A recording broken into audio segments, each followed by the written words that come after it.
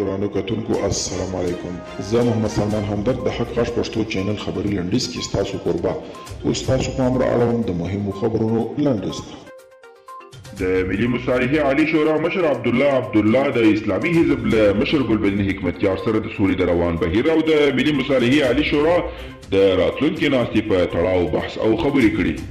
د چین د بهرنیو چارو وزارت د بین الافغاني مذاکراتو د کړندالي له وروستۍ کېدو هرکلی کړی دی. یاد وزارت وایي چې هیله لري د بین الافغاني مذاکراتو دواړو خواوې خپل ملت او خلکو ته لومړیتوب ورکړي، د خلکو د ارادې پر اساس عمل وکړي او ډېر ژر پر سولې اجماع ته ورسیږي. د بشري حقوقو تر اړتیا ډېرو امریکایي بنسټونو یو لیک په ترڅ کې د امریکا له نوي ټاکل شوي ولسمشر جو بایډن څخه غوښتنه کړې ده چې د یمن وحشیانه جګړې شرمناکه ملاتړ ته د پای ټکی کېږدي. پخوانی ولسمشر حامد کرزی د ملي مصالحې عالي شورا مشر عبدالله استاد سیار او د پخواني ولسمشر ولسمشر یونس قرني او کریم خلیلي نن په پرون 13 ورځ په سپیدار ماڼۍ کې د سولې د روان بهیر په تړاو بحث او خبرې کړي.